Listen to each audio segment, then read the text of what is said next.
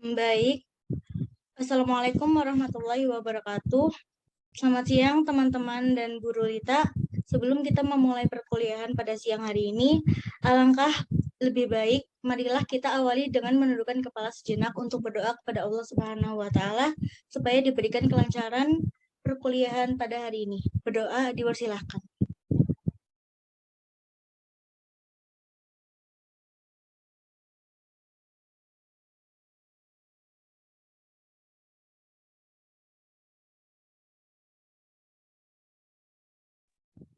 Doa selesai. Selamat siang teman-teman. Untuk perkuliahan pada siang hari ini, saya sementara akan mendampingi jalannya diskusi pada siang hari ini sampai Bu Rulita kembali hadir dalam Zoom. Untuk agendanya hari ini adalah sharing tiap kelompok, yaitu untuk mendiskusikan dan mempresentasikan hasil diskusi dari tugas yang kemarin. Mekanismenya nanti ini presentasi biasa seperti diskusi, kemudian ada kesimpulan yang dipaparkan ya teman-teman. Kemudian dibukalah sesi tanya jawab, boleh sharing pendapat ataupun pertanyaan. Jika ada kontra dan pro, bisa diutarakan agar diskusi menjadi lebih hidup. Baik, untuk kelompok 1 diharapkan untuk sharing terlebih dahulu.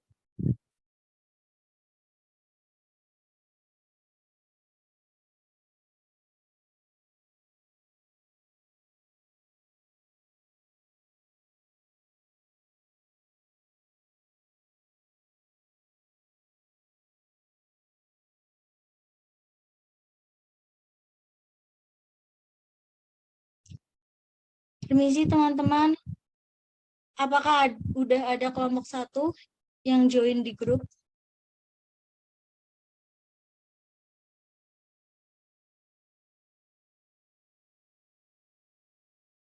Permisi, ini Sabina dari kelompok 1 ya.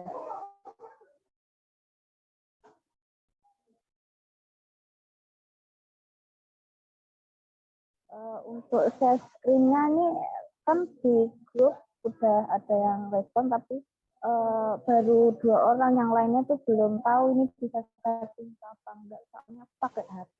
Terus yang satunya lagi itu lagi diskusi observasi, belum tahu nih siapa yang share screen, mohon maaf ya.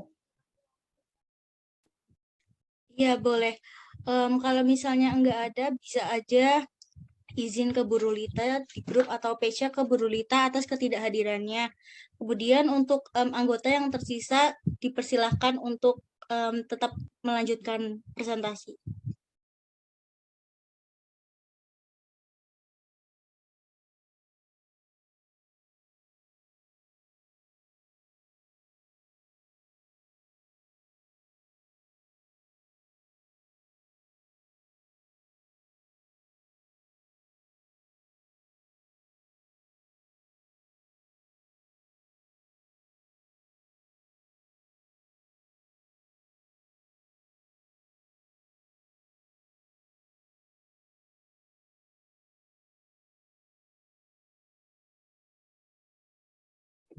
Untuk kelompok 1 presentasinya bisa diwakilkan kalau misalnya yang lain nggak pada hadir. Tapi bisa juga kalau yang lainnya hadir, diusahakan semuanya ikut presentasi ya.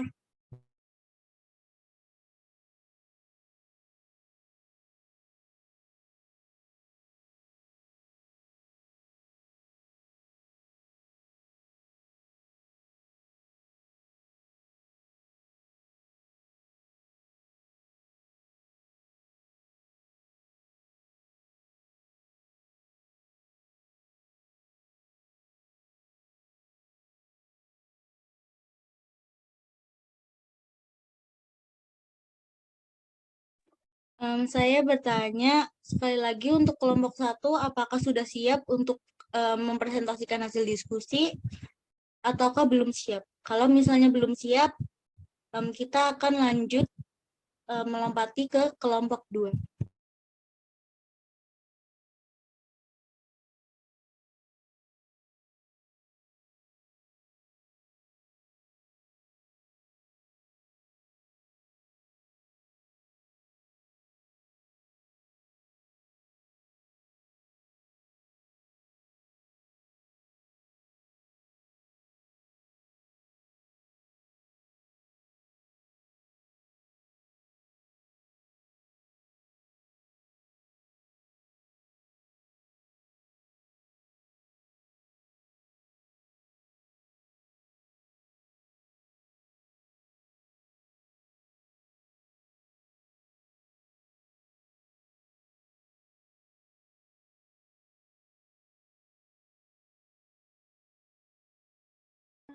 Sudah.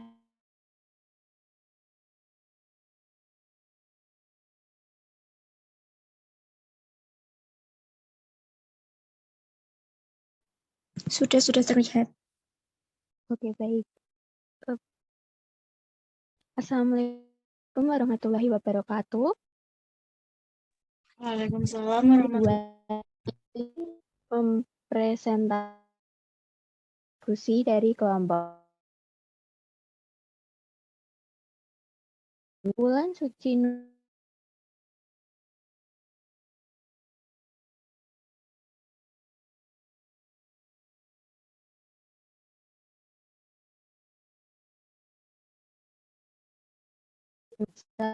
dengan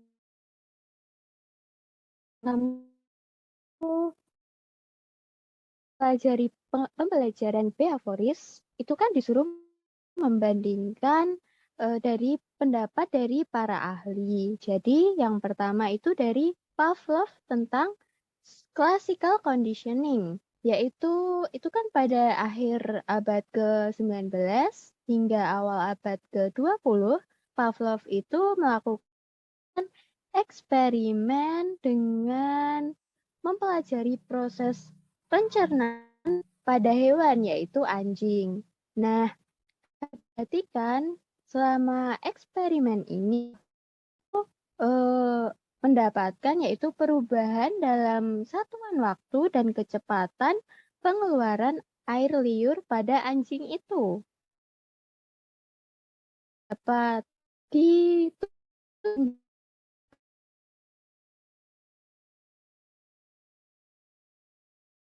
dikendalikan seperti halnya pengeluaran air liur anjing tersebut. Yang kedua ada dari Thor Dike tentang hukum pengaruh.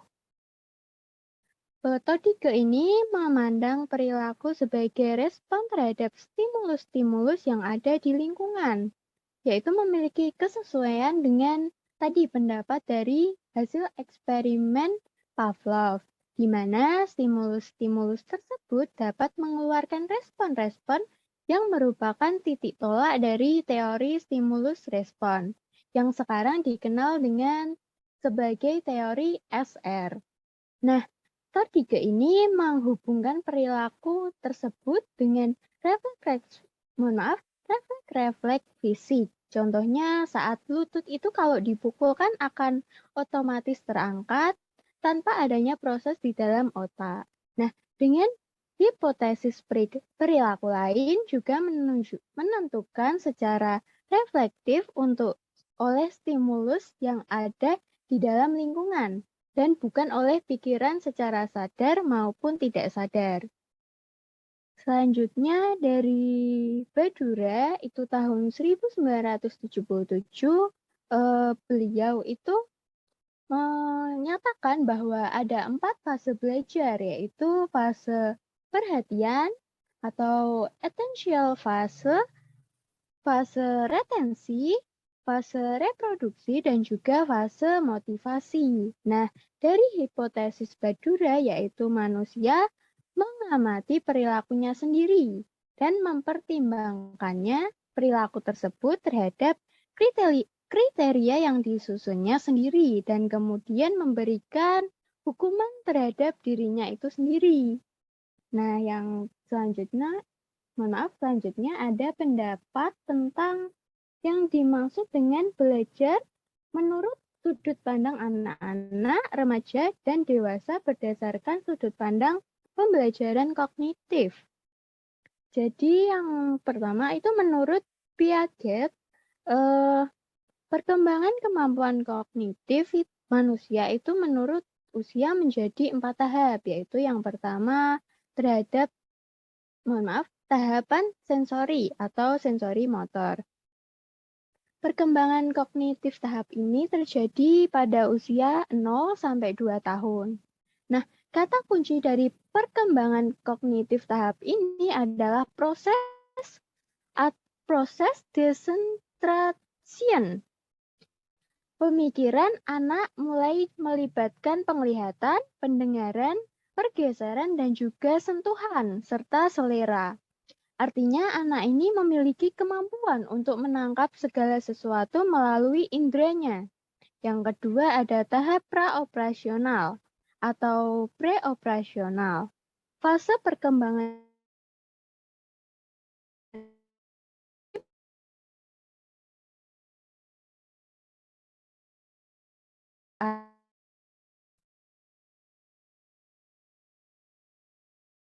dunia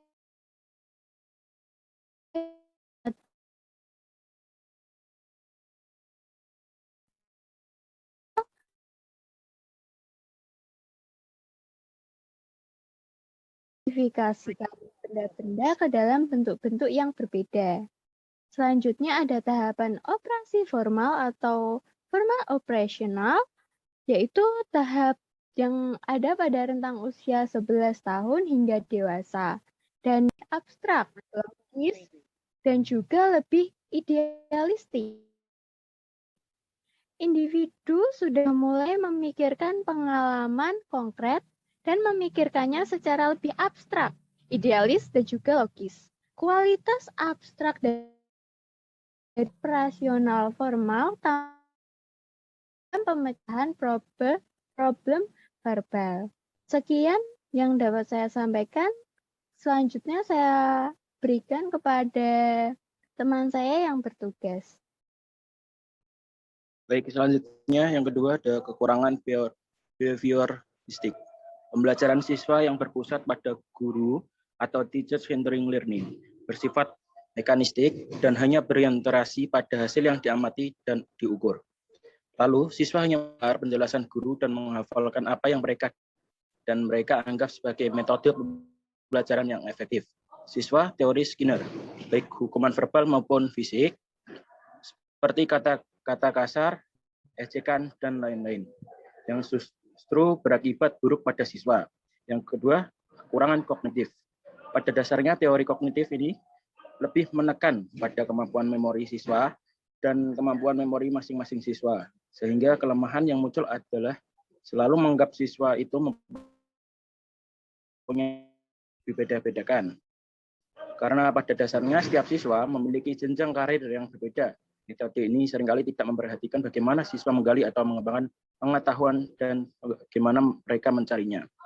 Jika hanya metode kognitif yang digunakan dalam mengajar, sudah pasti siswa tidak akan memahami sepenuhnya apa yang diajarkan. Baik, terima kasih. Selanjutnya akan dilanjutkan oleh teman saya.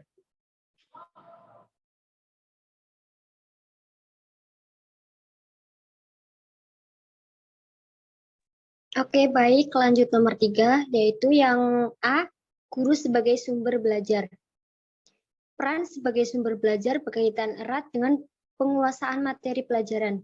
Nah, kita bisa menilai baik atau tidaknya seorang guru hanya dari penugasan materi pelajaran.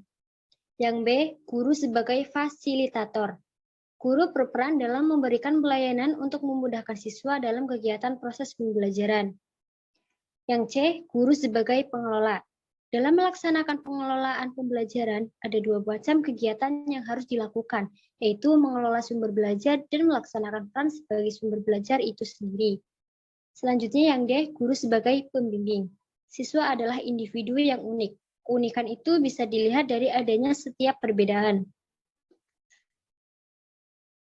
Guru sebagai motivator. Dalam proses pembelajaran, motivasi merupakan salah satu aspek dinamis yang sangat penting.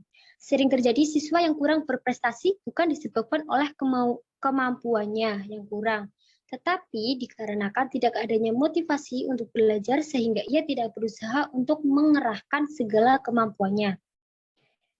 Yang F adalah guru sebagai evaluator. Guru berperan mengumpulkan data atau informasi tentang keberhasilan pembelajaran yang telah dilaksanakan. Terdapat dua fungsi dalam memerankan perannya sebagai evaluator. Selanjutnya dilanjutkan oleh teman saya yang bertugas. Baik, terima kasih sebelumnya. Untuk nomor 4 dan 5 pertanyaannya yaitu, untuk nomor 4, jelaskan bagaimana terjadinya lupa dan bagaimana cara efektif untuk menghindari lupa dalam belajar berdasarkan pengalaman pada selama ini. Lalu untuk nomor 5, jelaskan pula mengapa seseorang tidak bisa lupa atau melupakan sesuatu meskipun baru melihat, mendengar, ataupun hanya sekali mengalami. Oke, untuk penjelasannya yaitu lupa akan muncul ketika dihadapkan pada masalah waktu yang disediakan akan berakhir, yang akan membuat pikiran menjadi pecah karena pengerjaan suatu hal belum terselesaikan. Selain itu, pada saat ada gangguan dari pihak luar seperti keramaian maupun gangguan lain, maka lupa akan terjadi. Lupa juga bisa terjadi karena seseorang terlalu bermalas-malasan. Lalu, seseorang tidak bisa lupa atau melupakan sesuatu meskipun baru melihat, mendengar, atau hanya sekali mengalami hal karena suatu hal yang tidak bisa dilupakan tersebut merupakan hal yang memiliki sebuah arti penting, berkenang, dan juga biasanya hal tersebut terjadi dengan orang yang memiliki arti penting. Seseorang memiliki memori tersendiri jika orang tersebut memiliki ingatan yang kuat, maka ia akan sulit untuk lupa dan melupakan suatu hal. Selain itu, dengan dicatat, seseorang juga akan ingat dan tidak lupa. Lalu kemudian untuk cara menghindari lupa dalam belajar bisa dilakukan dengan cara mencatat hal-hal penting atau membuat list kegiatan yang akan dilakukan. Seperti itu. Terima kasih. Oke, baik. Sekian dari kelompok 2. Saya kembalikan lagi ke Khaira. Terima kasih.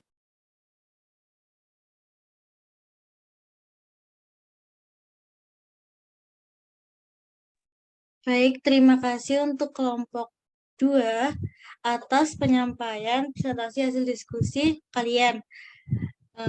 Nah, untuk yang selanjutnya adalah kelompok 2 mungkin bisa memberikan kesimpulan kepada teman-teman dan bisa membuka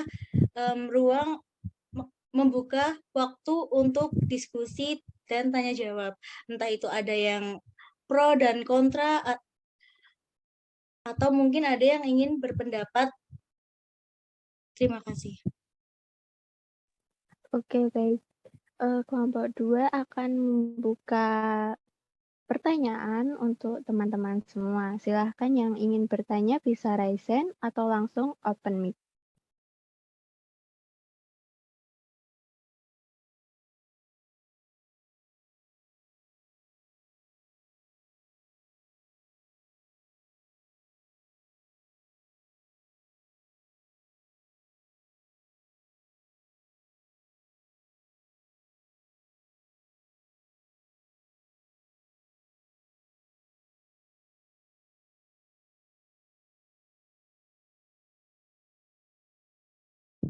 Ayo teman-teman, barangkali ada yang ingin bertanya atau mengutarakan pendapat, bisa langsung disampaikan ya.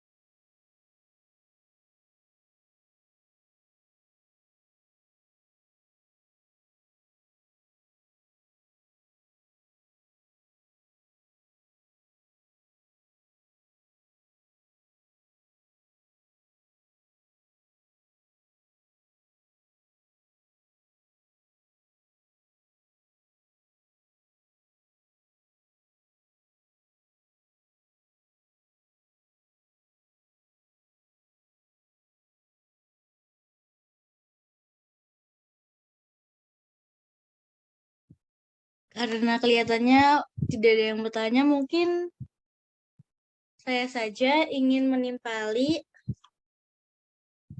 Tadi kan kelompok 2 itu menyebutkan belajar menurut pandangan Pavlov ya, dengan bereksperimen kepada anjing. Nah, pertanyaan saya, hasil atau kayak kesimpulan apa yang didapat dari eksperimen tersebut? Terima kasih. Baik, terima kasih pertanyaannya Khaira. Saya izin menjawab ya, menurut saya. Jadi metode dalam eksperimen yang dilakukan Pavlov itu kan alatnya yang digunakan itu untuk menunjukkan bahwa Pavlov dapat mengamati serta mengukur respon subjek, yaitu anjing tadi. Nah, penekanan dari Pavlov pada eksperimen ini adalah pengamatan dan pengukuran yang teliti dan juga eksplorasi secara sistematis tentang berbagai aspek belajar yang menolong kemajuan studi ilmiah tentang belajar itu sendiri. Seperti itu, Kaira. Apakah bisa diterima jawabannya? Oh, jadi begitu ya hasil yang didapat dari eksperimen Pavlov.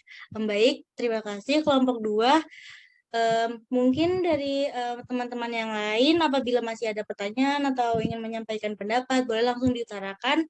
Namun kalau misalnya sudah tidak ada yang ingin bertanya, bisa kita lanjut ke kelompok 3. Kelompok 3 harap mempersiapkan presentasinya ya.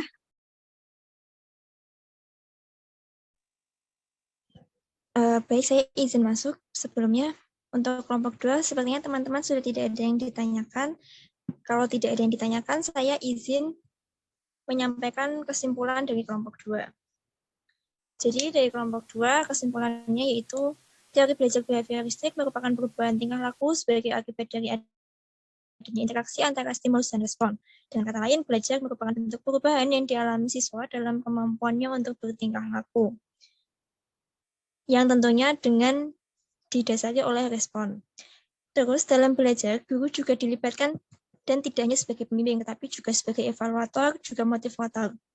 Dalam belajar juga pasti akan ada kendala, contohnya yaitu lupa. Tetapi lupa itu bisa diatasi asal kita punya kemauan dan yang kuat dan juga niat serta semangat belajar yang tinggi.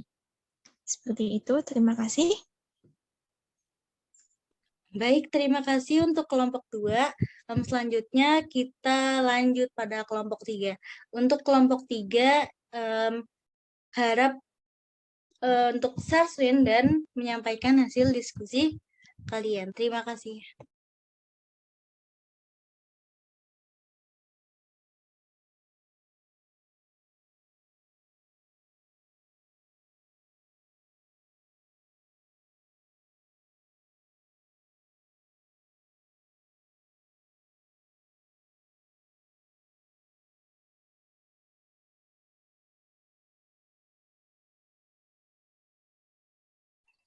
Baik, Kaira izin masuk ya.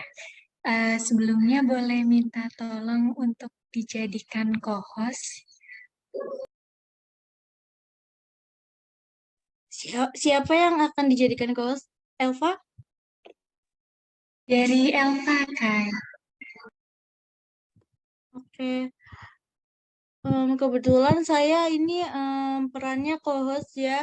Mungkin Bu Rulita bisa memberikan akses Elva sebagai co-host.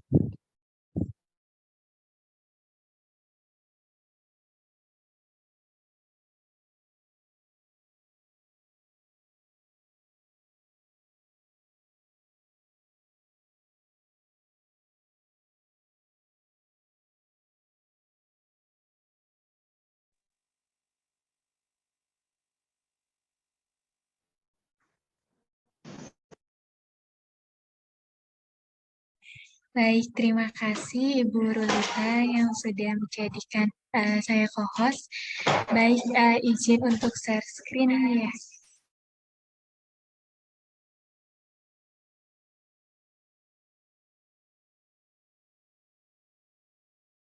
Elva tadi saya jadikan host, mungkin nanti bisa dibuat multiple aja.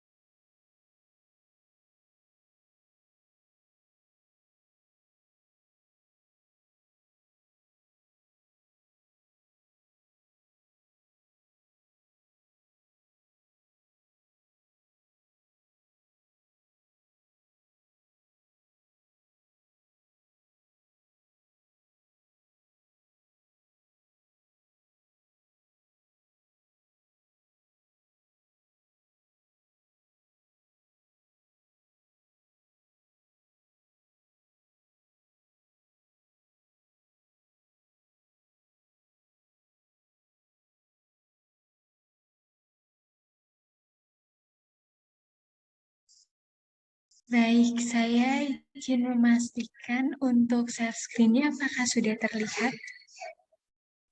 Sudah Elva, tetapi masih belum muncul PDF atau Word-nya. Tampilannya tampilan laptop.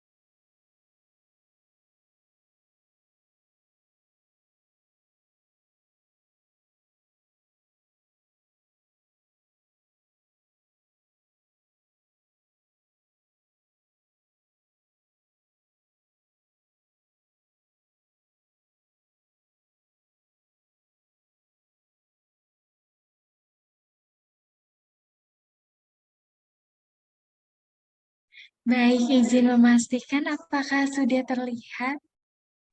Sudah terlihat Elva. Baik, terima kasih.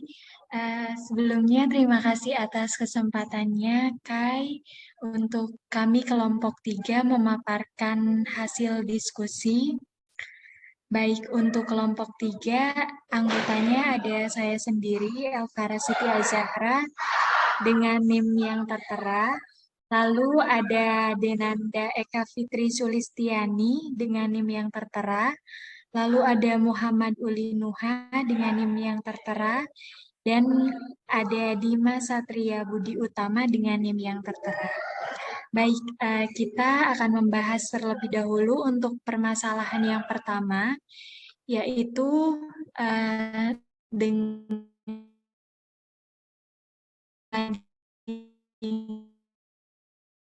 taraf dan tentang belajar. Peran nomor 1 akan dipaparkan oleh Dimas. Waktu dan tempat silahkan.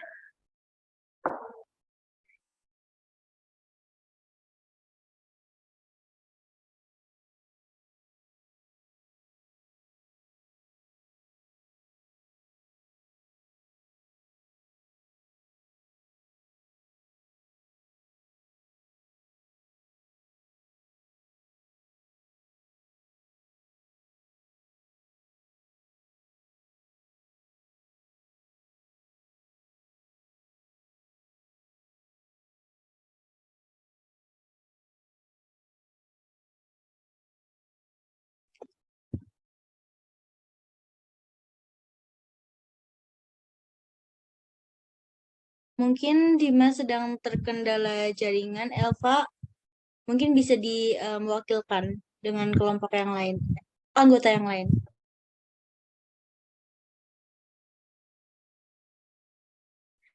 Baik, Kai. Mungkin saya yang mewakilkan ya, teman-teman. Baik, untuk persoalan yang pertama, menurut Pavlov, jadi seseorang dalam proses belajar melibatkan adanya respon kondisi pengulangan stimulus tanpa stimulus utama.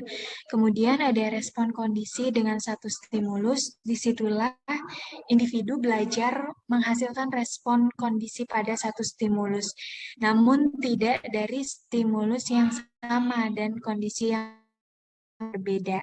Nah, contoh dalam kehidupan sehari-harinya itu seperti apa? Jadi menurut Pavlov ini, beliau menyatakan bahwa seorang guru menerangkan tentang macam-macam warna pelangi yang kita kenal dengan magic kuhibiniu. Jelaskan secara berulang-ulang. Maka ketika seseorang murid melihat pelangi, mereka akan ingat warna-warna pelangi tersebut. Karena kenapa? Karena guru tersebut menerangkannya secara berulang. Oleh karena itu, dianya bisa mengingat seperti itu. Lalu untuk pendapat menurut Thorndike, seseorang dalam proses belajar untuk mencapai hubungan stimulus dan respon perlu adanya kemampuan untuk memilih respon yang tepat serta melalui usaha-usaha atau percobaan-percobaan dan kegagalan-kegagalan. Contohnya seperti apa? Misalnya, seorang murid belajar mengerjakan soal matematika sendiri, namun hasilnya selalu salah dan berusaha membenarkannya dengan cara mencoba dan terus mencoba. Pada akhirnya, soal matematika itu pun dapat terselesaikan dengan benar. Mungkin bisa kita simpulkan menurut Thorndike ini bahwa proses belajar itu didapat dari sebuah kegagalan seperti itu dan terus untuk berusaha memperbaiki itu. Lalu menurut Skinner, seseorang yang belajar harus diberikan penguatan sehingga proses belajar cenderung diulangi. Jika tidak, maka cenderung akan menghilang dan terhapus. Namun Skinner tidak setuju dengan adanya hukuman karena hukuman dapat berdampak buruk terhadap perubahan tingkah laku. Contohnya seperti apa? Ketika seseorang guru mengajar muridnya, kemudian ada muridnya yang cerdas dan ada pula yang pemahamannya kurang. Kemudian guru tersebut memberikan hadiah pada anak yang cerdas sebagai bentuk apresiasi, sebagai bentuk penguatan, supaya ada motivasi lebih untuk terus belajar seperti itu. Namun, guru tidak memberikan hukuman pada anak yang pemahamannya kurang dan tetap memotivasi muridnya untuk belajar lagi. Lalu untuk menurut Bandura, nah Bandura ini dalam teorinya lebih mengedepankan siswa dalam mengelola sendiri pengetahuan atau informasi. Jadi Bandura ini lebih mengedepankan adanya kemandirian atau dibiarkan siswa itu untuk bisa mengenal dirinya sendiri dan lebih mandiri seperti itu.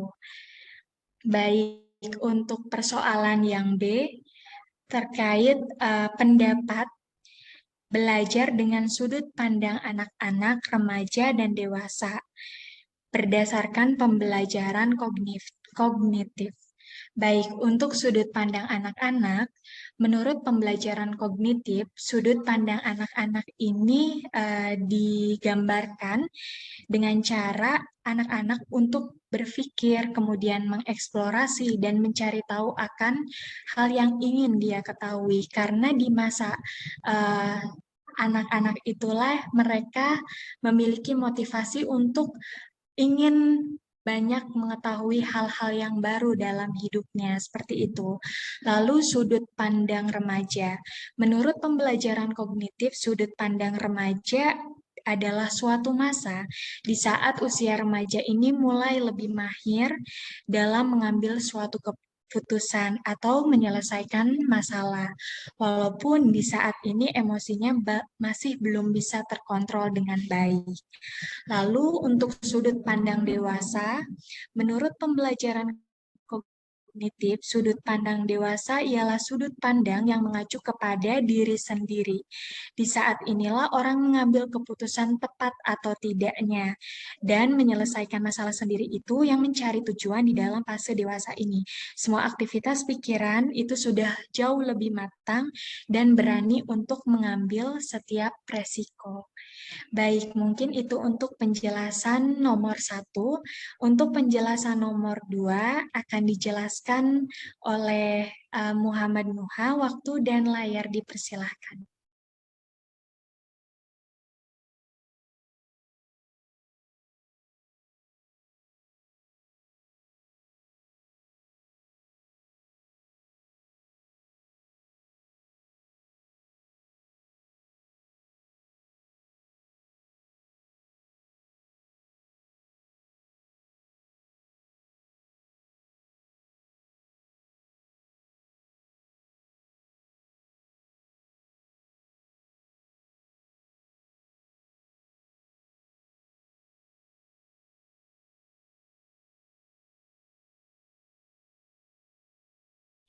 Baik, mungkin untuk mempersingkat waktu, untuk pembahasan nomor 2 akan saya wakilkan kembali. Baik, untuk soal nomor 2, berikan kritik ataupun analisis mengenai kelemahan dari kedua pembelajaran behavioris maupun kognitif. Baik, kita bahas terlebih dahulu untuk behavioristik ya teman-teman. Jadi teori behavioristik ini banyak dikritik karena seringkali tidak mampu menjelaskan situasi belajar yang kompleks. Sebab banyak variabel atau hal-hal yang berkaitan dengan pendidikan atau belajar yang dapat diubah menjadi sekedar hubungan stimulus dan respon. Lalu, untuk kelemahan dari teori behaviorisme ini adalah adanya penekanan pada refleks dan otomatisasi dalam melakukan sesuatu dan selalu terfokus pada hasil dan tujuan. Lalu untuk kognitif, pada dasarnya teori kognitif ini lebih menekankan pada kemampuan ingatan peserta didik dan kemampuan ingatan masing-masing peserta didiknya. Sehingga kelemahan yang terjadi di sini adalah selalu menganggap bahwa semua peserta didik itu mempunyai kemampuan daya ingat yang sama dan tidak dibeda-bedakan. Baik, untuk soal selanjutnya, nomor 3 akan dipaparkan oleh Kak Denanda. Dipersilahkan. Baik, terima kasih Alvara. Soalnya peran apakah yang harus dilakukan oleh guru agar siswa dapat belajar secara optimal sehingga memperoleh hasil belajar yang optimal. 1. Guru sebagai sumber belajar. Peran ini sangat berkaitan erat dengan penguasaan materi pembelajaran. Seorang guru bisa dinilai baik atau tidaknya melalui penguasaan materi. Sehingga dengan hal tersebut, guru berperan benar-benar sebagai sumber belajar bagi anak didiknya. Jika siswa bertanya apapun tentang materi pelajaran yang sedang diajarkan guru dapat menjawab dengan penuh keyakinan. Begitu sebaliknya, jika guru tidak menguasai materi pembelajaran tersebut, maka guru tidak dapat menjawabnya dan sulit mengendalikan siswa. Nomor 2, guru sebagai fasilitator. Peran ini diberikan kepada siswa untuk memudahkan siswa dalam kegiatan proses pembelajaran. Pada awal pembelajaran, guru akan memberikan pertanyaan kepada siswa, misalnya apa yang harus siswa lakukan agar mudah mempelajari materi pembelajaran sehingga tujuan belajar tercapai secara optimal. Pertanyaan tersebut mengandung makna kalau tujuan mengajar adalah mempermudah siswa belajar. Next, Kak. Inilah hakikat peran fasilitator dalam proses pembelajaran. Yang ketiga, guru sebagai pengelola. Terdapat 2 macam kegiatan pengelolaan pembelajaran yang harus dilakukan, yaitu mengelola sumber belajar dan melaksanakan peran sebagai sumber belajar. Artinya bahwa sebagai pengelola pembelajaran atau learning manager, guru mempunyai peran memungkinkan siswa dapat belajar secara nyaman dengan menciptakan iklim belajar. Dengan pengelolaan kelas yang baik, guru dapat menjadi kelas agar tetap kondusif. Guru dapat menjaga kelas agar tetap kondusif saat terjadinya proses belajar siswa. Yang keempat, guru sebagai pembimbing. Dari berbagai perbedaan semua siswa, dia mempunyai individu yang unik. Walaupun secara fisik memiliki kemiripan, namun pada hakikatnya mereka tidaklah sama, baik dalam bakat, minat, kemampuan, dan sebagainya. Agar guru dapat berperan dengan baik, ada beberapa hal yang harus diperhatikan. Pertama, guru harus mengetahui tentang anak yang sedang dibimbingnya. Hal tersebut sangatlah penting, sebab guru akan menentukan jenis bimbingan yang seperti apa yang akan diberikan, bagaimana tekniknya. Kedua, guru harus memahami dan terampil dalam merencanakan, baik merencanakan tujuan dan kompetensi yang akan dicapai maupun merencanakan proses pembelajaran. Yang kelima, guru sebagai motivator. Dalam proses pembelajaran, motivasi merupakan aspek yang penting. Pada umumnya, terjadi siswa yang kurang berprestasi. Hal itu disebabkan bukan karena kemampuannya yang kurang, akan tetapi karena tidak adanya motivasi untuk belajar, sehingga tidak mau berusaha untuk mengerahkan segala kemampuan. Proses pembelajaran agar berhasil ketika siswa mempunyai motivasi. Hal ini menjadi alasan mengapa guru perlu menumbuhkan motivasi belajar siswa. Yang keenam, guru sebagai evaluator. Peran guru di sini yaitu mengumpulkan data atau informasi mengenai pembelajaran yang telah dilaksanakan. Ada dua peran sebagai evaluator. Pertama, agar siswa berhasil dan dapat menentukan tujuannya dalam menyerap materi kurikulum. Kedua, untuk menentukan keberhasilan guru dalam melaksanakan seluruh kegiatan yang telah diprogramkan. Terima kasih. Waktu saya kembalikan kepada Elvara. Baik, terima kasih Kak Denanda yang sudah memaparkan. Baik, selanjutnya kita membahas nomor keempat ya teman-teman. Untuk persoalannya bagaimana bisa terjadinya lupa dan bagaimana cara efektif untuk menghindari lupa dalam belajar berdasarkan pengalaman. Baik, terkait dengan pembahasannya, lupa itu dapat terjadi salah satunya karena banyaknya informasi yang disimpan di otak, yang membuat beberapa memori itu bisa saling bertumpuk satu sama lain. Akibatnya, kita jadi sulit mengingat sesuatu karena memori yang ingin kita ingat justru terganggu atau terhalang oleh memori-memori yang lain. Nah, selain itu, lupa dapat terjadi juga karena otak harus menampung banyak informasi berbeda dalam selang waktu yang berdekatan. Lalu bagaimana sih cara efektif untuk menghindari lupa dalam belajar? Ada banyak cara yang bisa diterapkan. Di sini kita mengambil 3 poin. Yang pertama, menerapkan extra study time atau tambahan waktu belajar, yaitu suatu upaya penambahan alokasi waktu belajar atau penambahan frekuensi aktivitas belajar. Misalnya, dari 1 jam kita belajar menjadi 1,5 jam. Ditingkatkan ke depannya seperti itu. Jadi adanya tambahan waktu ini bisa membuat kita semakin mengingat-ingat lagi materi apa yang sudah kita dapatkan sebelumnya, seperti itu. Lalu untuk yang kedua ada overlearning atau belajar lebih.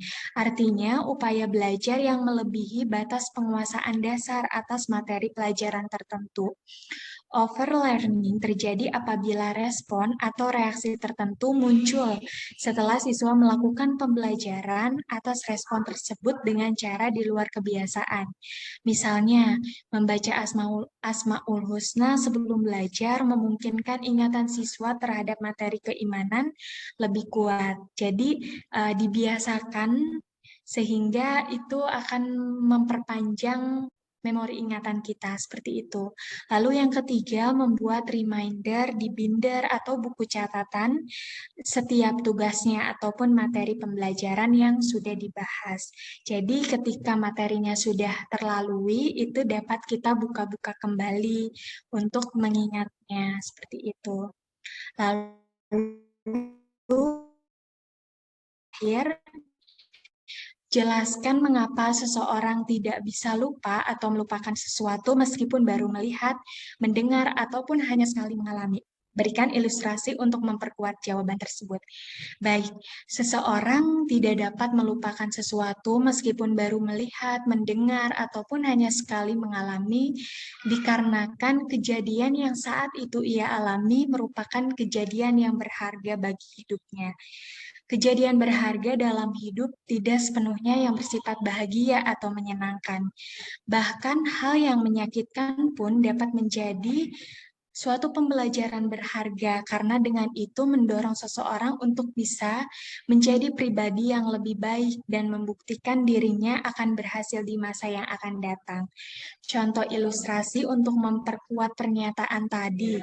Contoh yang menyenangkan, misalnya bertemu dengan orang baru yang kepribadiannya cocok atau sama dengan kita, kemudian mendapatkan apresiasi atau kepercayaan dari orang lain.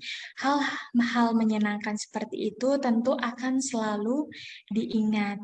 Lalu, contoh kejadian menyedihkan, misalnya direndahkan oleh orang lain terhadap potensi yang kita miliki, hal itu tentu akan selalu diingat untuk menjadi pembelajaran kita ke depannya, untuk membuktikan bahwa anggapan orang yang meremehkan kita itu salah.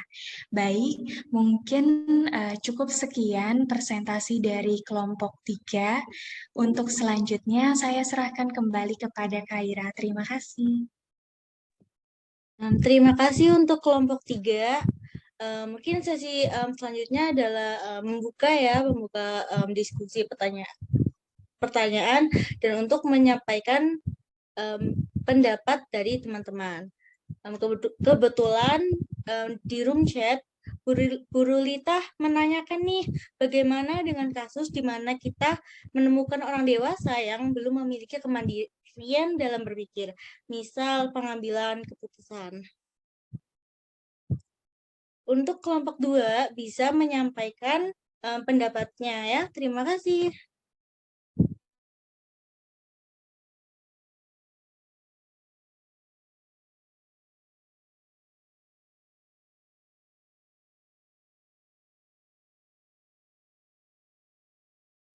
Baik, Kaira. Terima kasih sebelumnya atas pertanyaannya, Bu Rulita. Saya, Elvara, izin menjawab bagaimana dengan kasus di mana kita temukan orang dewasa yang belum memiliki kemandirian dalam berpikir, misal dalam mengambil keputusan. Baik, izin menjawab ya Ibu. Misal kita bertemu dengan orang yang mungkin kepribadiannya seperti itu, mungkin dari kita bisa mengajak orang tersebut untuk menjumpai lingkungan yang baru. Salah satu contohnya seperti apa? Misalnya kita mengajak orang tersebut untuk ikut organisasi. Karena dengan organisasi itu melatih seseorang untuk mengambil keputusan, sikap untuk mengaspirasi terhadap suatu permasalahan dengan memberanikan diri atau mengajak orang tersebut untuk bisa mengeluarkan aspirasi. Mereka dengan sedikit demi sedikit bisa mengubah sisi mungkin orang itu yang awalnya tertutup bisa menjadi lebih terbuka dengan mengeluarkan aspirasi itu.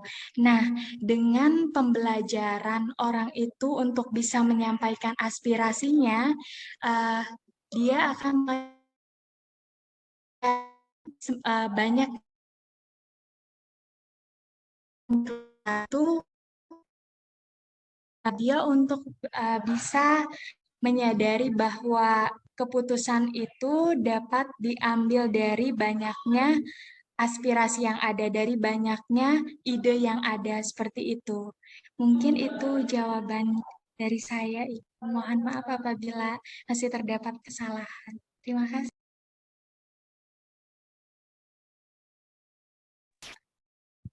Iya, terima kasih kelompok 3. Untuk selanjutnya, presentasi akan dilanjutkan dengan mempresentasikan hasil diskusi dari kelompok 4.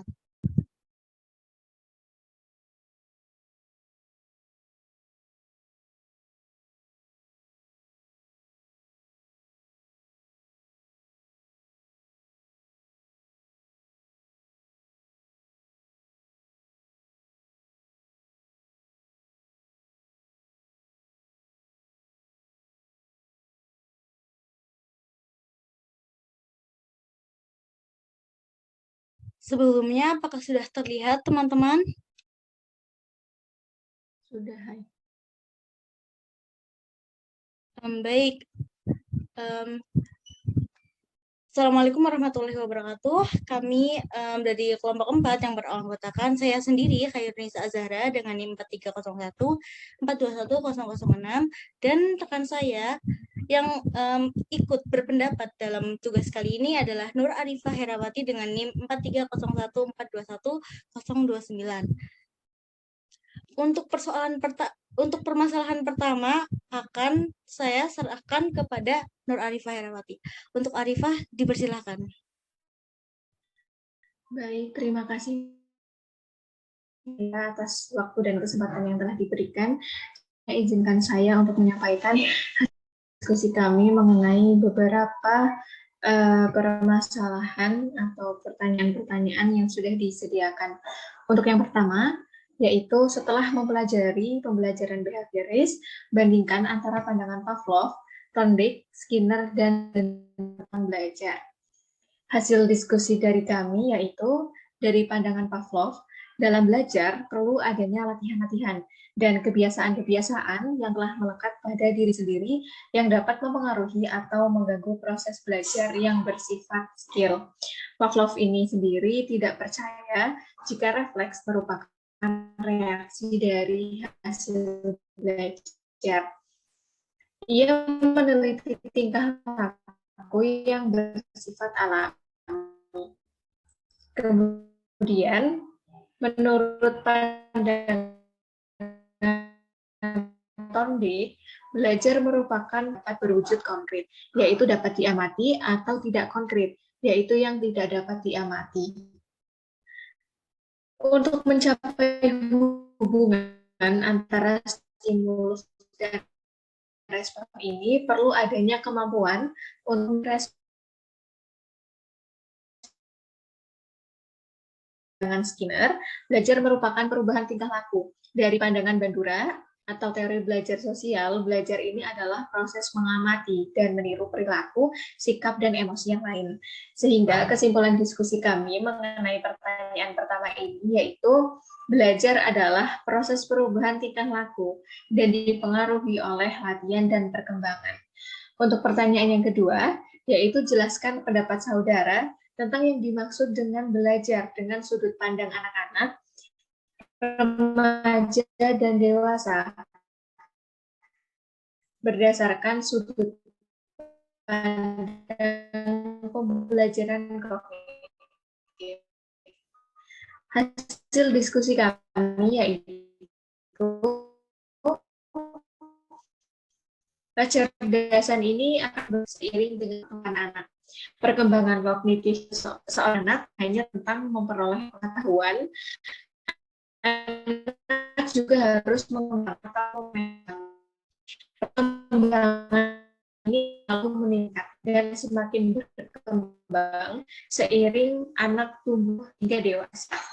Contohnya yaitu saat masih anak dia belum bisa menggunakan logika, menggabungkan perkembangan pemikiran yang terorganisir dan beranjaskan penalaran abstrak dan membayangkan hasil dari tindakan tertentu. Sehingga kesimpulan kami pada diskusi di pertanyaan kedua, yaitu bahwa perkembangan dan kecerdasan akan semakin meningkat seiring pertumbuhan seseorang dan berkembangnya cara berpikir mereka.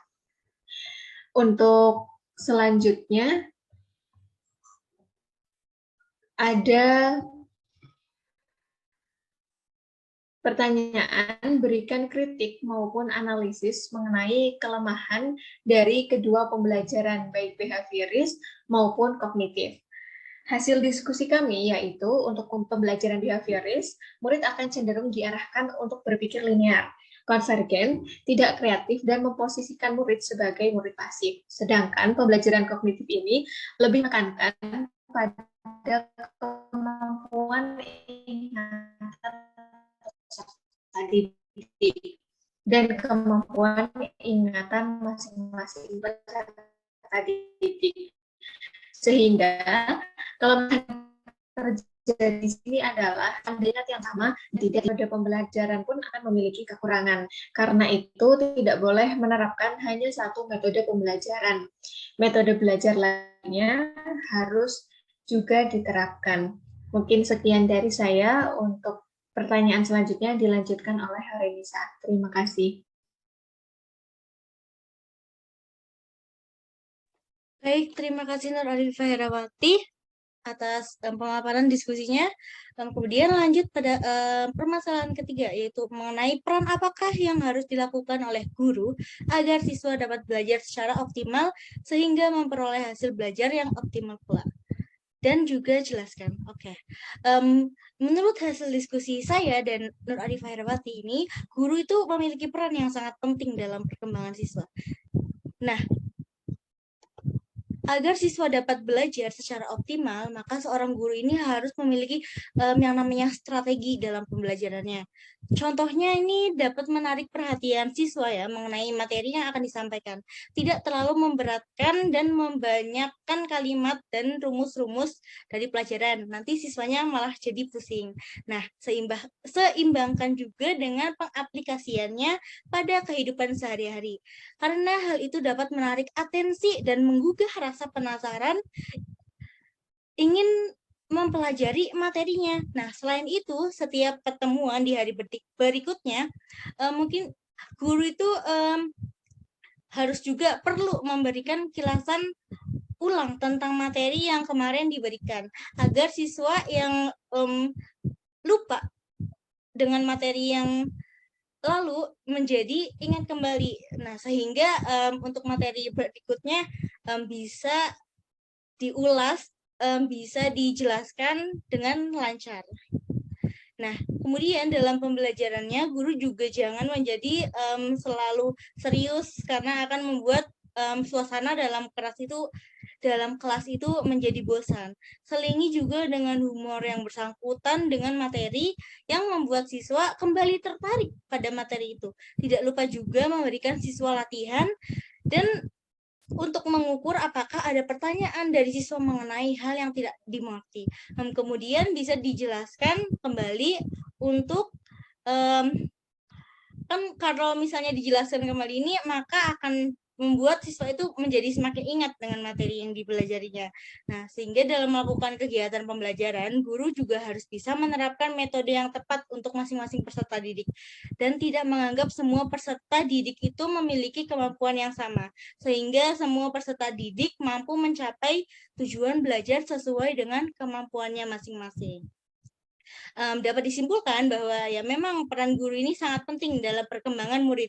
Karenanya guru harus memikirkan berbagai hal kreatif dan menarik untuk membuat murid menggugah rasa penasaran dan rasa nyaman serta aktif dalam belajar. Nah, kemudian permasalahan nomor 4 ini jelaskan bagaimana terjadinya lupa dan bagaimana cara efektif untuk menghindari lupa dalam belajar berdasarkan pengalaman Anda selama ini. Setelah didiskusikan dengan rekan saya, Nur Arifah Herawati, lupa ini dalam pengalamannya itu karena kurang fokus dan tidak terlalu memperhatikan informasi yang masuk. Itu salah satu penyebabnya. Sehingga akan mudah lupa ketika mendapatkan informasi baru yang lebih menarik. Lupa juga bisa terjadi karena informasi yang disimpan di dalam ingatan sudah lama tidak terpakai. Ditambah setiap harinya juga kan kita mendapatkan informasi baru, sehingga informasi yang lama itu semakin ada celah untuk dilupakan. Nah, selain itu, kapasitas informasi yang terlalu banyak dalam selang waktu yang dekat juga dapat memicu terjadinya lupa. Nah, informasi yang dimaksud ini banyak ya teman-teman, bukan hanya mengenai materi pembelajaran, namun informasi juga bagian dari pembelajaran karena belajar tidak hanya berupa materi. Nah, namun untuk menghindari lupa dalam belajar atau menghindari kelupaan materi belajar dalam pembelajaran kami, yaitu harus lebih sering membuka dan membaca informasi agar semakin tertanam di dalam otak dan ingatan.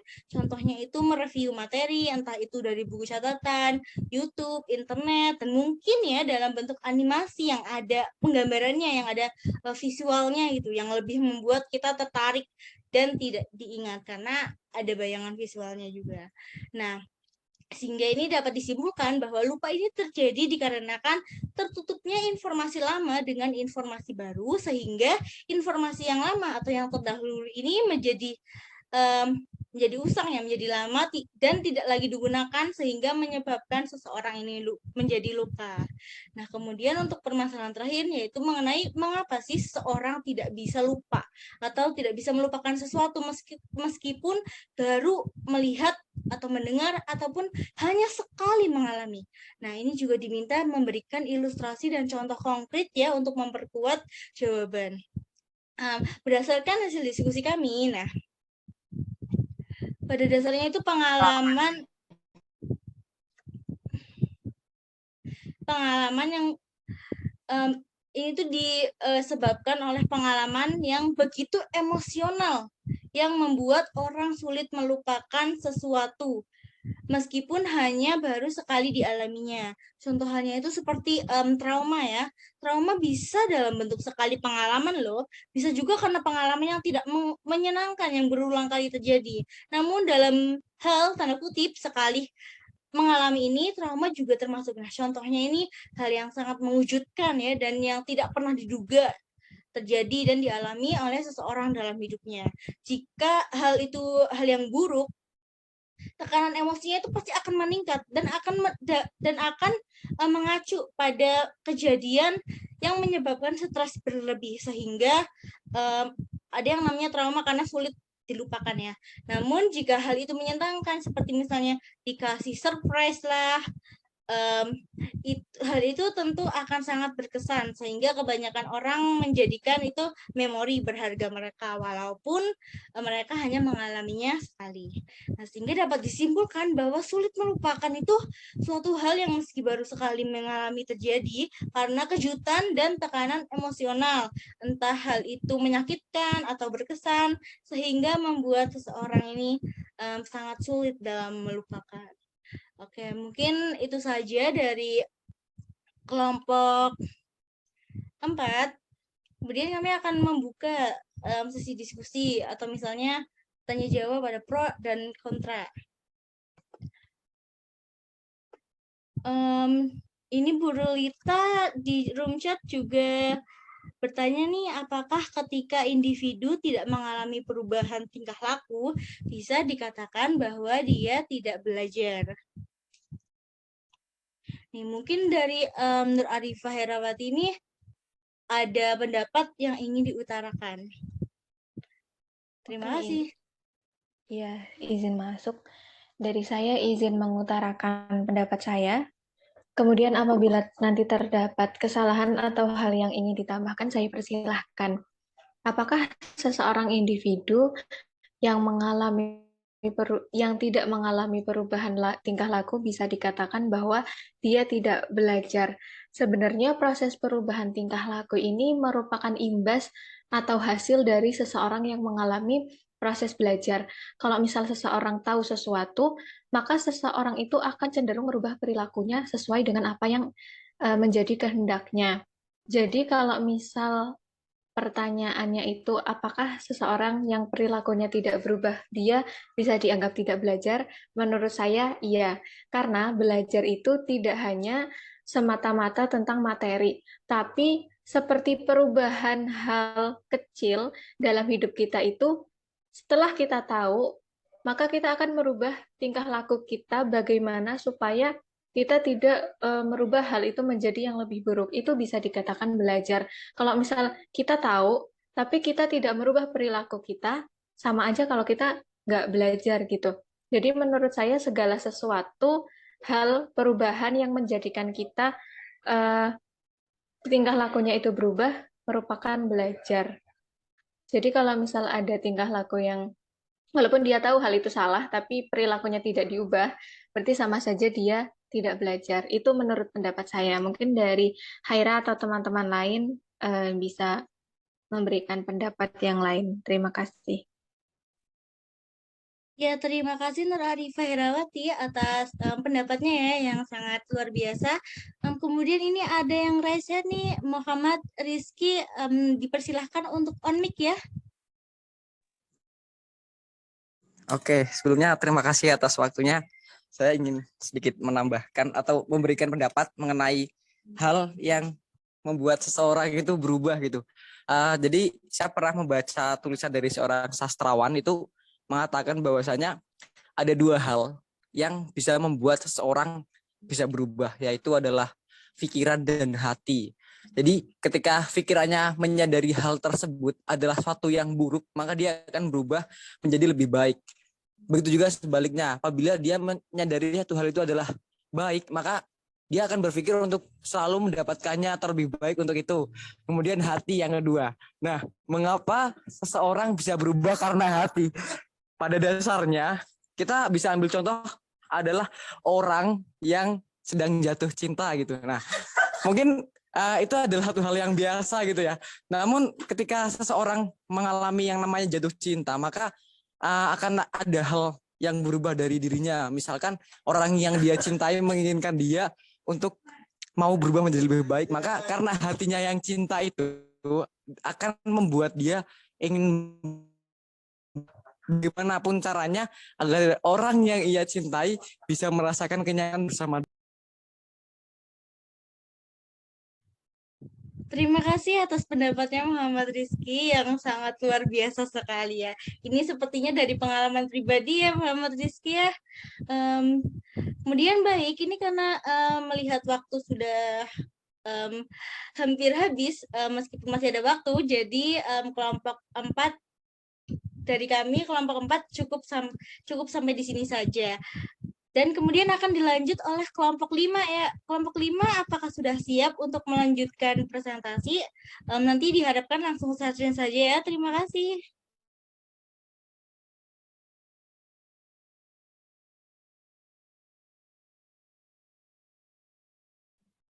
Permisi, Kak Ira. Berikan co-host untuk share screen. Oke, Zahra, sudah. Terima kasih.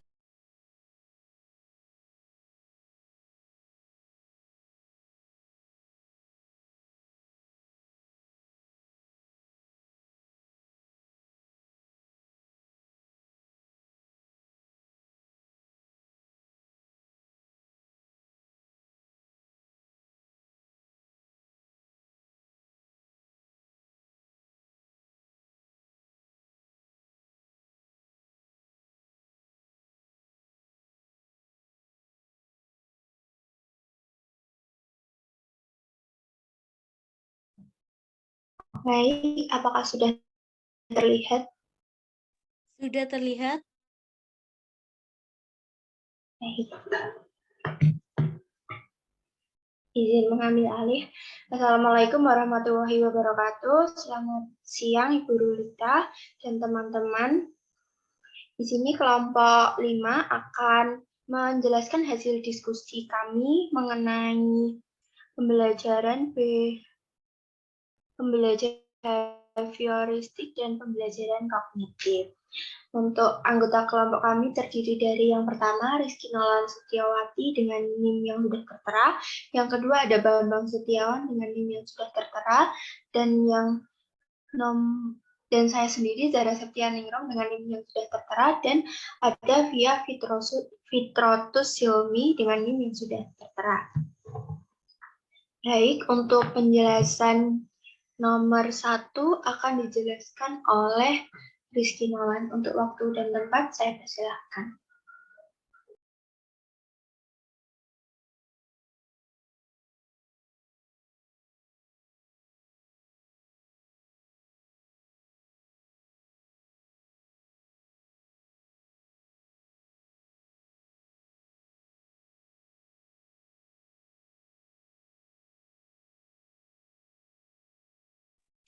Sepertinya Rizky Nolan sedang ada kendala jaringan. Zara mungkin bisa diwakilkan oleh anggota yang lain ya.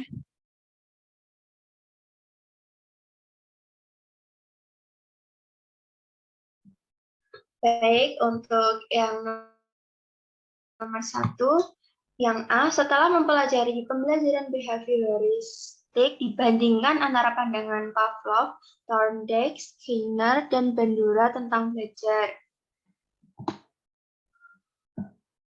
Dalam teori behavioristik, pandangan tentang belajar adalah tingkah laku sebagai akibat dari interaksi antara stimulus dan respon. Atau dengan kata lain, belajar adalah perubahan yang dialami siswa dalam hal kemampuannya untuk bertingkah laku dengan cara yang baru sebagai hasil interaksi antara stimulus dan respon.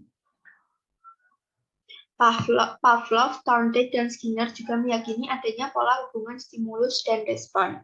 Tetapi berbeda dengan para pendahulunya, teori Skinner lebih menekankan pada perubahan perilaku yang dapat diamati dengan mengabaikan kemungkinan yang terjadi dalam proses berpikir pada otak seseorang. Menurut Skinner, hubungan stimulus dan respon yang terjadi melalui interaksi dalam lingkungannya yang kemudian akan menimbulkan perubahan tingkah laku, tidaklah sesederhana yang digambarkan oleh tokoh sebelumnya. Pada stimulus-stimulus yang diberikan kepada seseorang akan saling berinteraksi, dan interaksi antar stimulus tersebut akan mempengaruhi bentuk respon yang diberikan.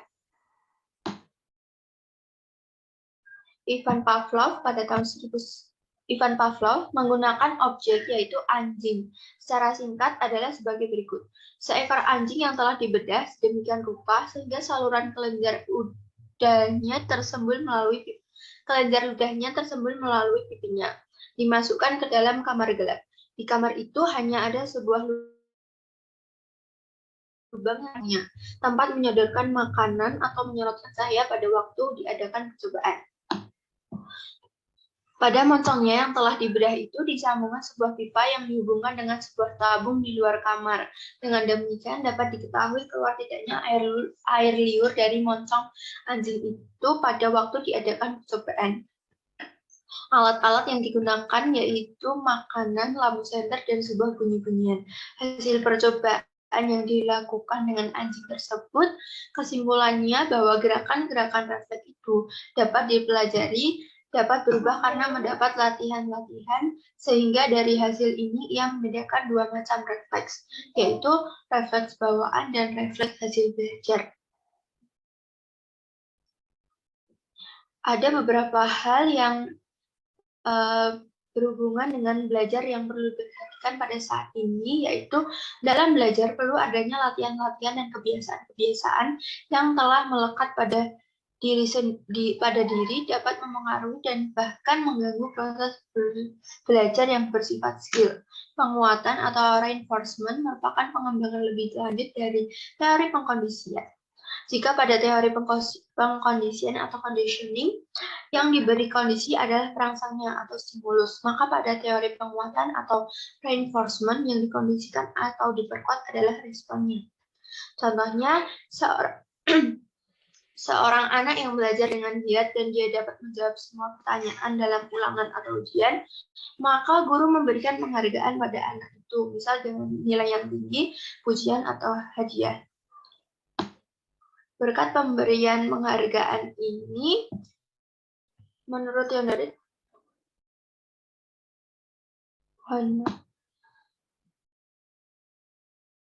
berkat pemberian penghargaan ini, seorang anak yang memiliki prestasi akan makin meningkatkan semangatnya untuk berprestasi. Menurut Thorndike, belajar merupakan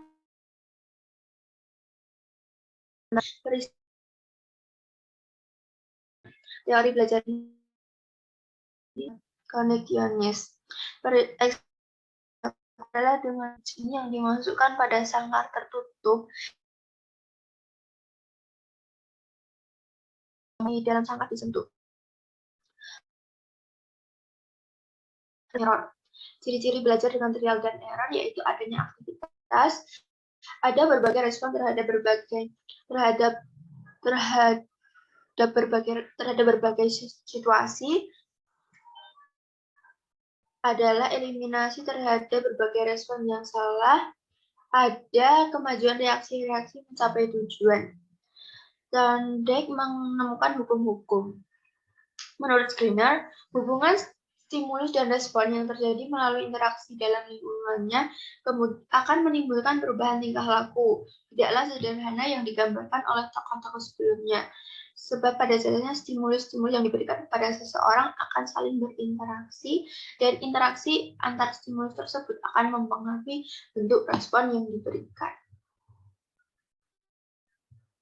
Menurut Bandura, suatu perilaku belajar adalah hasil dari kemampuan individu. Dalam teori behavioristik, pandangan tentang belajar adalah perubahan dalam tingkah laku sebagai akibat dari interaksi antara stimulus dan respon, atau dengan kata lain, belajar adalah perubahan yang dialami siswa dalam hal kemampuannya untuk bertingkah laku dengan cara yang baru sebagai hasil interaksi antara stimulus dan respon.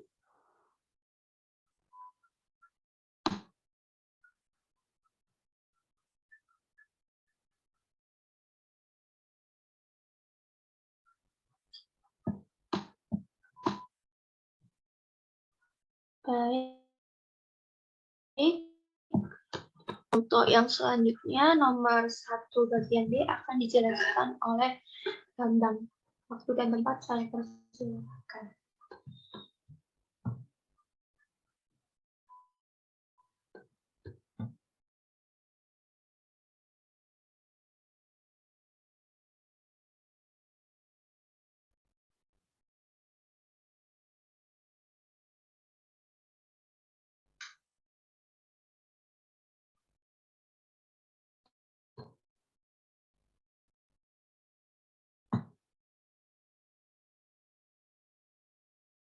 Baik, mungkin ada halangan, akan saya lanjutkan.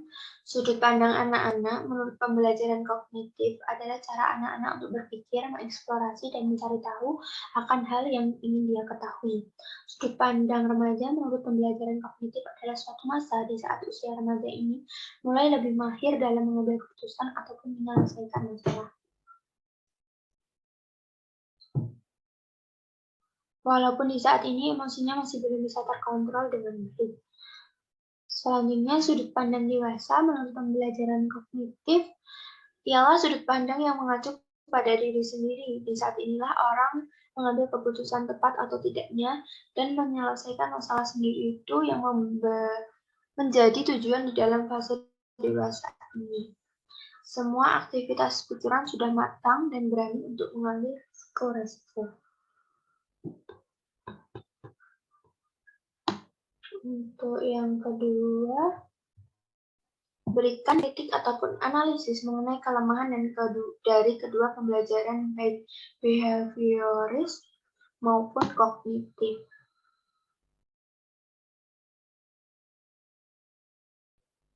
Di sini apa ada Via bisa melanjutkan penjelasannya?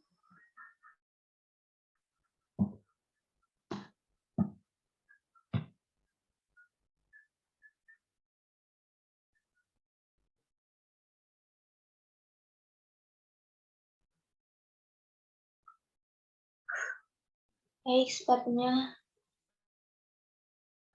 tidak ada. Akan saya lanjutkan. Teori behavioristik jarang digunakan dalam pembelajaran karena teori ini tidak mampu menjelaskan situasi belajar yang kompleks sebab banyak variabel atau hal-hal yang berkaitan dengan pendidikan dan atau belajar yang tidak dapat diubah menjadi sekedar hubungan stimulus dan respon. Kelemahan pembelajaran behavioris yaitu pembelajaran siswa yang berpusat pada guru atau teacher-centered learning, bersifat mechanistik dan hanya berorientasi pada hasil yang diamati dan diukur. Tidak mampu menjelaskan situasi belajar yang kompleks, sebab banyak variabel atau hal-hal yang berkaitan dengan pendidikan dan atau belajar yang tidak dapat diubah menjadi sekedar hubungan stimulus dan respon. Siswa hanya mendengarkan dengan tertib penjelasan guru dan menghafalkan apa yang didengar dan dipandang sebagai cara belajar yang efektif. Sedangkan kelemahan pembelajaran kognitif, yaitu teori kognitif, lebih menekankan pada kemampuan ingatan serta didik, dan kemampuan ingatan masing-masing peserta didik.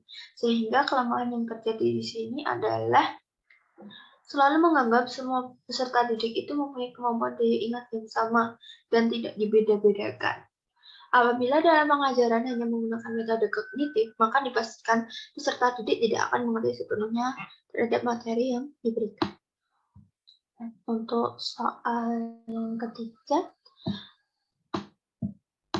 peran apakah yang harus dilakukan oleh guru agar siswa dapat belajar secara optimal sehingga memperoleh hasil belajar yang optimal pula?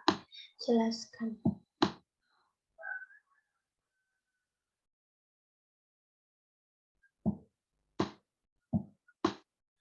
Peran guru agar siswa dapat belajar secara optimal.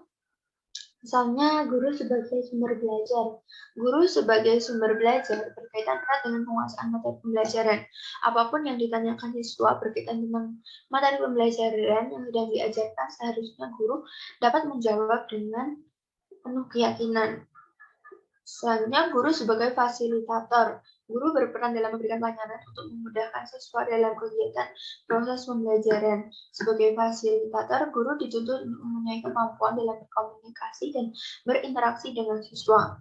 Kemampuan berinteraksi secara efektif dapat memudahkan siswa menangkap pesan sehingga dapat meningkatkan motivasi belajar mereka. Selanjutnya, guru sebagai pengelola pembelajaran atau learning manager, guru berperan dalam menciptakan iklim belajar yang memungkinkan siswa dapat belajar secara nyaman. Melalui pengelolaan kelas yang baik, guru dapat menjaga kelas agar tetap kondusif dan terjadinya proses belajar seluruh siswa dapat tercapai optimal. Guru sebagai demonstrator. Guru berperan untuk mempertunjukkan kepada siswa segala sesuatu yang dapat membuat siswa lebih mengerti dan memahami setiap pesan atau materi yang disampaikan. Sebagai demonstrator, guru harus dapat menunjukkan bagaimana caranya agar setiap materi pelajaran bisa lebih dipahami dan dihayati oleh setiap siswa. Oleh karena itu, setiap demonstrator erat kaitannya dengan pengaturan strategi pembelajaran yang lebih efektif. Guru sebagai pembimbing. Sebagai pembimbing, guru harus memiliki pemahaman tentang anak yang sedang dibimbingnya. Misalnya, pemahaman tentang gaya dan kebiasaan belajar, serta pemahaman tentang potensi dan bakat yang dimiliki anak. Pemahaman ini sangat penting artinya, sebab akan menentukan tentang teknik dan jenis bimbingan yang harus diberikan kepada mereka. Baik, untuk selanjutnya, soal nomor 4. Jelaskan bagaimana terjadinya lupa dan bagaimana cara efektif untuk menghindari lupa dalam belajar berdasarkan pengalaman Anda selama ini. Dan untuk soal yang terakhir juga, jelaskan pula mengapa seseorang tidak bisa lupa atau melupakan sesuatu meskipun baru melihat, mendengar, ataupun hanya sekali mengalami. Berikan ilustrasi atau contoh konkret untuk memperkuat jawaban saudara.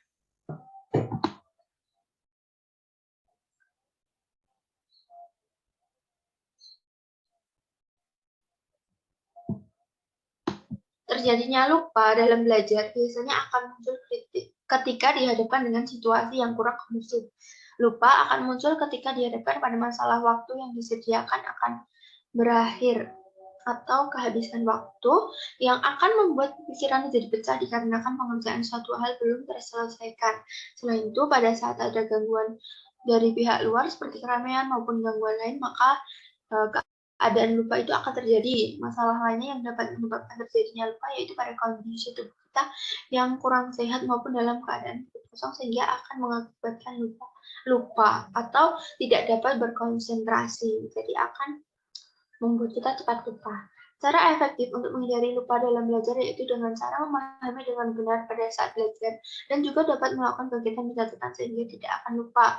Dengan melakukan kegiatan pencatatan, maka otak kita akan teringat apa yang pernah kita catat dan sekaligus kita dapat menambah pemahaman karena biasanya kita akan mencatat hal-hal yang penting. Dengan beberapa cara tersebut, lupa dapat dihindari. Baik, untuk soal yang terakhir. Seseorang tidak bisa lupa atau melupakan sesuatu meskipun baru melihat, mendengar, maupun hanya sekali mengalami, dikarenakan sesuatu hal yang tidak bisa dilupakan tersebut merupakan hal yang memiliki sebuah arti penting, berkenang, dan juga biasanya hal tersebut terjadi dengan orang yang memiliki arti penting. Seseorang memiliki kekuatan memori tersendiri. Jika seseorang tersebut memiliki ingatan yang kuat, maka ia akan sulit untuk lupa dan melupakan suatu hal. Contoh sesuatu hal yang pernah saya alami ketika saya masih masa SMA, yaitu pada saat saya berjalan pulang dari sholat zuhur di musola, saya melewati koridor kelas. Duduk berjejer di depan kelas. Tiba-tiba salah satu dari mereka ada yang jahil atau usil dan dia membuat saya jatuh di depan banyak orang. Hal tersebut membuat saya malu dan enggan untuk keluar dari kelas karena malu. Setelah kejadian tersebut, saya tidak akan bisa melupakan karena membekas di pikiran saya dan tentu saja masih ada rasa malu. Baik, sekian diskusi yang sudah saya sampaikan. Selanjutnya, apakah akan dilanjut pertanyaan atau bagaimana kalian? Baik, terima kasih untuk kelompok 5, Zahra, atas diskusinya. Mungkin saya akan mengajukan satu pertanyaan ya. Kan tadi di nomor 4 kan ada solusi agar kita nggak lupa ya. Nah, kemudian gimana sih caranya kita itu move on dari hal yang sulit dilupakan? Terima kasih.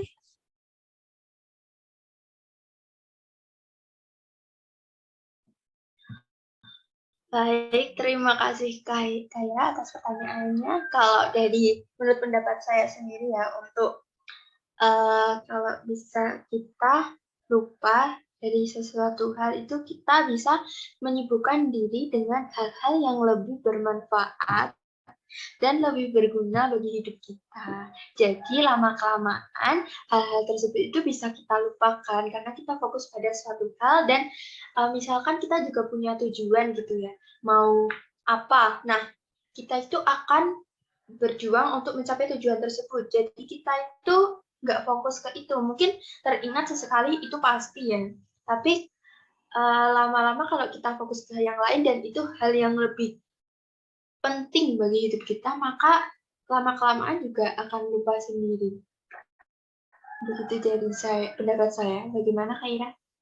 Baik, terima kasih Zahra atas jawaban dan pendapatnya mengenai pertanyaan saya tadi. Nah, kemudian ini mengingat waktunya sudah asar ya teman-teman, dan juga waktu perkuliahannya itu sudah habis. Kepada Bu Rulita, apakah untuk kelompok yang belum presentasi akan dilanjutkan minggu depan atau bagaimana ya Bu? Terima kasih.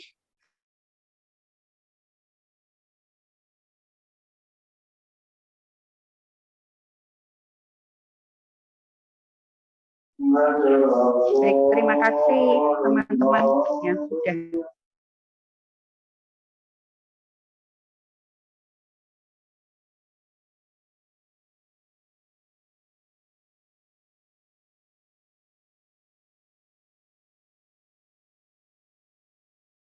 tapi dijawab saja minggu depan.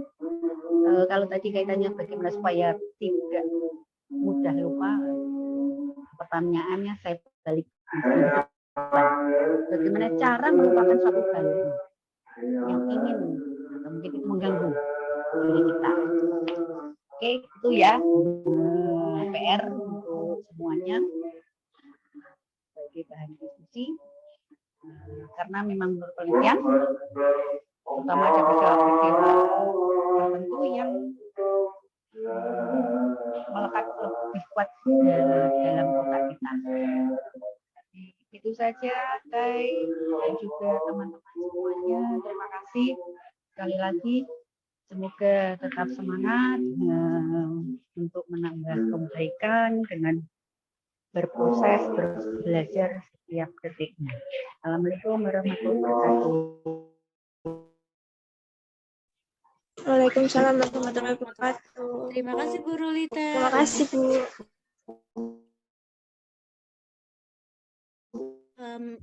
Alhamdulillah ya teman-teman, perkuliahan kita pada siang hari ini telah selesai dengan diberikannya kelancaran dari Allah Subhanahu wa taala. Semoga apa yang kita dapatkan di perkuliahan ini bisa bermanfaat dan memberikan tambahan pengetahuan bagi kita semua.